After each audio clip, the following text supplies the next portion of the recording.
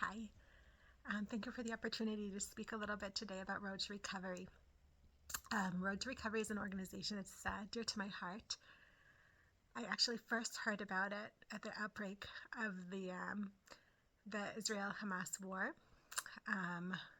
Like many volunteers, I had been looking for meaning and kind of finding hope in a really awful situation in Israel, and Road to Recovery, I would say, is nothing short of a hope. I even venture to say a miraculous feat that during a time of war, there are Israelis who every day find the greatest sense of meaning and purpose by driving Palestinians who are ill to hospitals. So the mission of the organization is to help Palestinians, primarily children, who are sick with very serious illnesses and don't have access to adequate health care, to help bring them to Israel where they can receive the health care that they need. So the organization was founded because of a dire need to help this population get transported into Israel. The founder, Yuval Roth, had a brother who was tragically killed in a terror attack, and I would say he found post-traumatic growth in his seeking healing together with Palestinians who also lost family in terror attacks. And in the shared humanity, I think Yuval built himself a community, and he started helping Palestinians drive across checkpoints into Israel to hospitals, and soon he was receiving more and more calls for help, and eventually founded an organization. So a whole network of volunteers were able to help him continue his mission of what he calls creating a small peace, which is basically shared space together and a shared purpose of helping loved ones receive medical care. So there are several things that are very unique about Road to Recovery that are worth mentioning. First of all, right now in Israel, Palestinians in general, for the most part who live in the West Bank, are not typically allowed into Israel. There are lockdowns, borders are shut, villages, the gates are closed at unpredictable times. It's really, really hard for people to kind of meet each other.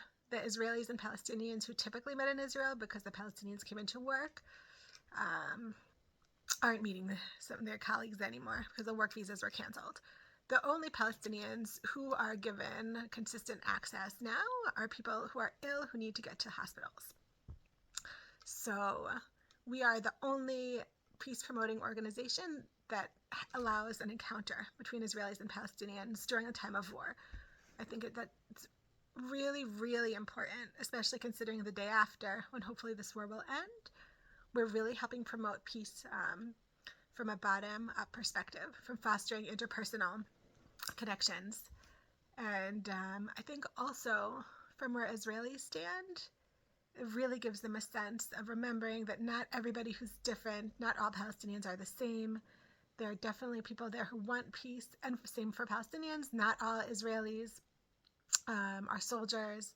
Not everyone is waking them up for security checks in the middle of the night. I think like kind of attenuating this sort of prejudice and preconceived notions about the other is one of like the central themes of Road to Recovery, and very worth mentioning. We also received a really heartwarming message from someone who had a child with cancer, who was driven by a volunteer for years, and he wrote a letter to our executive director, Yael Noy, saying, like, it's thanks to you that I'm not a fanatic. Basically, like, I met an Israeli and I realized, oh, there are also people there on that side who want peace, and that's really important. For every person we help, it's not just them, it's their family, it's their community.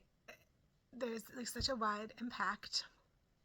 And likewise, when I say a wide impact on the community and the person we help, both on the Israeli side and on the Palestinian side. I think the healing is happening now, especially since October 7th for both sides. Also, another component of our work was bringing people from the area of Gaza into Israel for treatment. Unfortunately now, due to the war, we can't bring people over. The border is shut. But we do have a unique advantage in that Road to Recovery is connected with all of the hospitals and all of the doctors on the Israeli side, and thankfully was able to help get together paperwork and help transfer all the medical documents necessary to Palestinian hospitals and doctors, so children especially, could continue to receive their care and also find ways to exit Gaza and seek care elsewhere. I'm so happy to report that thankfully upwards of 10 children who we had helped transport are out. There are currently 3 children in Egypt who underwent organ transplants and have very severe and rare medical conditions, and they're currently waiting for medicine to be shipped from several hospitals in Israel to Egypt. Road to Recovery is currently working on the logistics of coordinating the transport of medicine, because that's one of our areas of expertise, transporting people to medicine, to the medical care that they need, and also transporting the medicine to the people. Right now we're working on a few exciting projects of helping develop the coordination and logistical side of a dentist ER that's basically on the go. Can you provide dental care services to people in remote locations? Also, we're helping another Palestinian organization develop something similar to what we have in Israel called Yad Sarah, which is basically lending medical equipment. So I just want to thank you for considering us. Our program, Road to Recovery, is holding onto hope so much at a time that for the Jewish community at large in the world, it's hard to find hope. And I think the fact that we bring people together where they're meeting and talking and holding each other's space while driving to the hospital, it's not trivial. I can't overstate how important it is. It's not just treating kids with cancer. It's really treating society.